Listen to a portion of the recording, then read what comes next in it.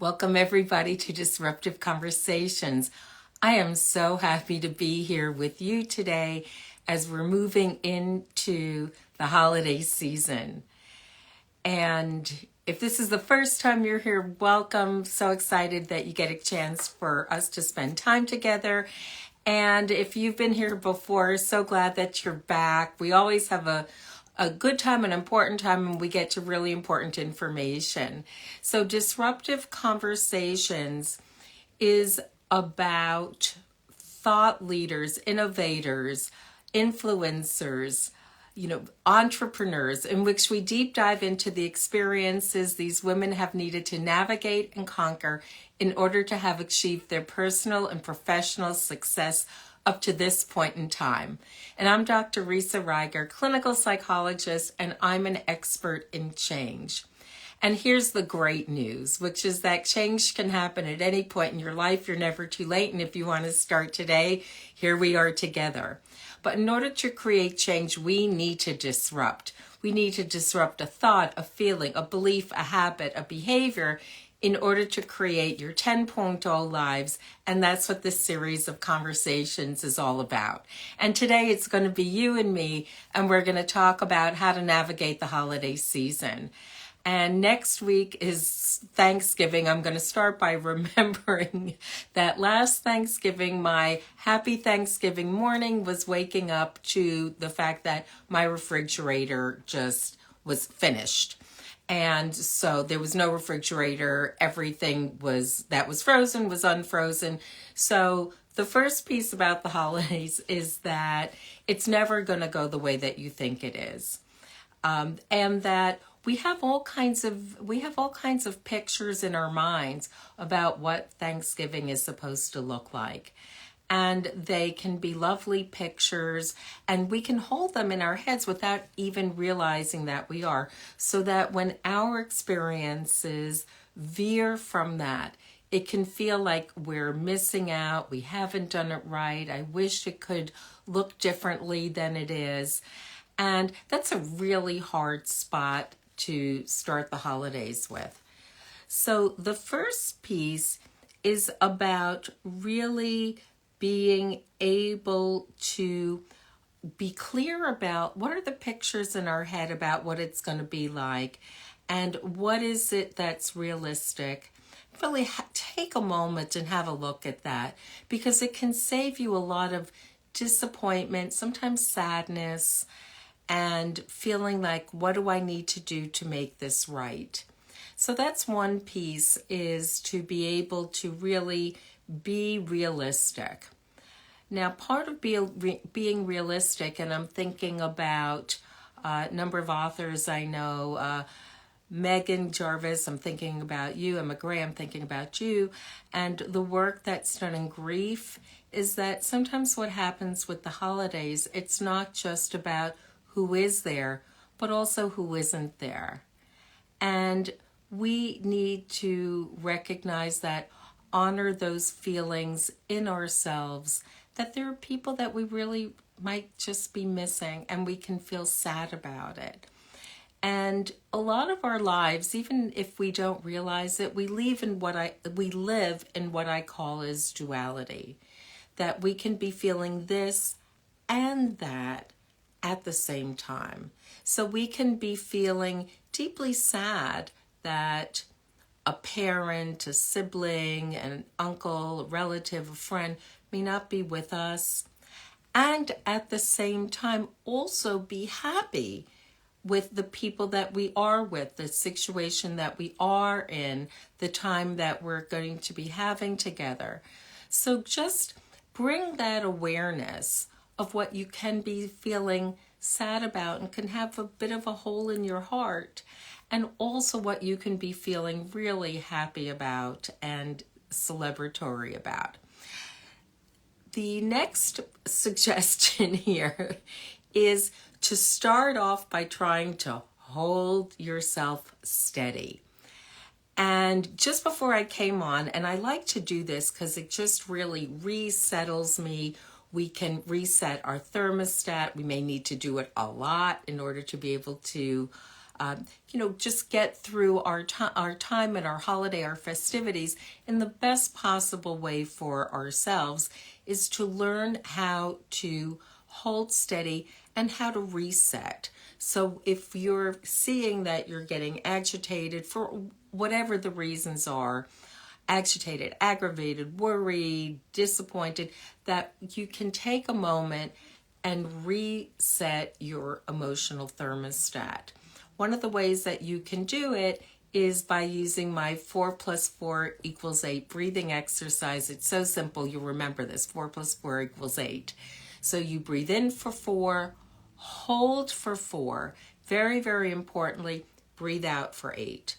When you breathe out for 8, what happens is that you're activating a part of your nervous system that lets you know that you're well and safe. And regaining that sense of safety in ourselves is really important. If you're hosting, it could be that something is burned, something has really come out badly. When you're a guest, it can be getting stuck in traffic, seeing someone that you didn't expect that you would see, and someone's behaving in ways and saying things that are problematic. And to have the power to reset yourself can help you really go the distance. Also, whenever possible, find your laughter. So here's the thing. Depending on who you know that you're going to be with, there's a certain kind of predictability, depending on who the people are in your lives at this point in time. And so maybe there's the person who always criticizes something, or the person who says something outrageous, or the person who goes over to one of your kids and asks them the question that they don't want to be asked. And particularly when, if you have kids, if your kids are at different ages and stages, what do you want to do? What do you want to be when you grow up? Are you dating? When are you getting married? When are you going to have a baby? They are asking you all sorts of questions that are just sort of, that can be annoying, can be hurtful, but if you also know that this is pretty much what happens, you don't have to be surprised. You don't have to be, I can't believe this is happening. Well, you really can believe it's happening, because to date, you've gotten a lot of data points to let you know that this very well could be happening and can be happening. You don't have to prep yourself. You don't have to be ready to pounce, but to not put yourself in a space of surprise all the time that I can't imagine. Well, because you really can imagine. It's also a really good moment to assess, what do I know? What can I gain from my experience and knowledge to help me, to help my family navigate the day in the best possible ways. Now, there's someone I'm thinking about who sent in a comment, and not to be forgotten is the buffer buddy. That sometimes you need to bring in a buffer buddy, meaning that someone who's usually not necessarily in the mix, but you bring them in and they act like a buffer. So that what can happen is that when people could be triggering each other and they can get into the same kinds of arguments or insults and things that happen. Because I was just on a podcast last week and talking to someone also talking about the fact that families are juicy. Relationships are juicy. And things can happen. People get into arguments. People get into the same argument over and over and over again. And there it is again, that same argument. But if you have a buffer buddy, that person can come in and be that person that changes the dynamic. And so when you have the same dynamics, you can have the same dynamics. bring in somebody new, bring in somebody different. You don't have to give them the title or let them know in advance that they're going to be your buffer buddy. Maybe it helps if you do. And that having someone come in who is new and different to the scene, who can, if you wish, really change that dynamic. If you have had a loss, and I know I'm going back to loss, but if you have had a loss, or there's someone who usually attends who isn't attending right now, you can decide together how you may want to honor them, acknowledge them, say a word about them, any way that feels right and good to you. There is no right way of managing grief, managing missing someone. It doesn't necessarily matter how old they were, but if it's in your heart, it's in your heart in the way that it really and truly counts. And also, not to miss the opportunity in a different way, not to miss the opportunity to celebrate. Sometimes what happens is that families get together on families, friends, Friendsgiving, all these different opportunities of giving, and come together in a ritualistic way. Maybe it's an annual event that people who ordinarily aren't together get together. And you can also use that opportunity to celebrate and find out, what has gone well, what's an accomplishment, what's something that's happened in someone's life, how they're feeling, how they're doing, what they've taken on that has really made this time better, different, fulfilling for them. And feel that also that you can help direct it. You don't have to be simply passive in all of this. That's a decision for you to make. You can make the decision of let it roll or let it unfold as it does and as it can. You can also make a decision to not change anybody else's behavior, but to offer something different, offer a conversation starter, offer going around the room in certain kinds of ways of highlighting something that's agreed upon, highlighting one thing that you're grateful for this year, one thing that you're thankful for, one thing that happened that you'd like to share with people, and make it, help to make it the time that you want it to be. Find your laughter. Find your laughter. Find your laughter. I know I've said it 3 times because at least 3 times during that course of time, find your laughter. Find your micro moments. It may not be funny to anyone else, but it can be funny to you. So don't let it go. Don't let your micro moments of joy get past you. Find them, hold on to them. I promise you that they're there. I promise you that you're there, that they're there. You just need to see it. It could be right in front of you, and it could be just that second moment of reflection that you think on and go, there it is. That's my micro moment of either joy, my micro moment of being funny, my micro moment of, I've heard that one before. I'm going to let it roll off of me. It's also an opportunity perhaps to have a little bit more and to embrace a little bit more of Teflon or whatever the natural form of Teflon would be, meaning that you let some things slide off of you.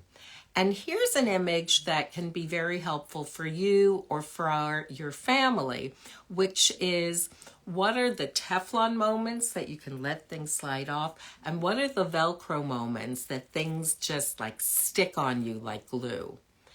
And if you can take a moment and think about that in advance, that can help you be more in touch with yourself and really take more action of how you want to navigate and how you want to be. So if you know that there are certain things that you're more Velcro about, meaning that the comment, the look will stick with you more, think about whether you want that to be a Velcro moment for you or whether you'd like to be a little bit more on the Teflon side of it. What does it do for you? It doesn't mean that what you're making what they said right, but that what does it do for you? Does it serve you? And how can your reaction serve you and help you, certainly in a better kind of way? And importantly, also know that Thanksgiving does have a middle, does have a beginning, and it also has an end. And when the end of it happens, that it's not going to last forever, and it depends. Maybe your Thanksgiving is one that you really wish it would last forever. Maybe there's certain aspects that you wish would last forever. Maybe there are certain aspects that you wish, like, here we go again. And what's crucial is to be able to acknowledge your whole range of experiences. And what we hear sometimes is when people say or think, the day was ruined when. It was really, really great, and then it was ruined. And that's a misunderstanding. Here's why. When there's been something that's been going well and that's given you happiness that you've enjoyed, that stands. Nothing takes that away. Nothing erases it. You don't get amnesia about it. There are things that can happen that are really not okay, that you don't like, that that you wish didn't happen. They can happen also. But what did happen that you don't like, that you may think of more negatively, doesn't erase that positive things happen to, things that you enjoyed and things that were meaningful. So you have some decisions to make, particularly knowing that as human beings, we have a negativity bias, which is that we have a tendency to remember the negative more than we remember the positive. But that doesn't mean that you can't override it with your attention. And when you have awareness of it and you have attention and you can bring your intention to it, you can shift your attention. You can acknowledge what happened, you can acknowledge your reactions to it, and you can decide how you want to continue responding and what works best for you. And whenever things happen, if you are hosting, one more piece of thought I invite you to consider is, if you're seeing that things are getting overwhelming, simplify. If you're hosting and there's something that you do not make, there's something that just doesn't make it to the table, it's okay. It's really okay. And you can shift your attention. If there was something you were thinking about, you didn't get to do it, no one's going to know, or people who do know, they're really not going to care that the second sweet potato dish that you had in mind didn't make it to the table.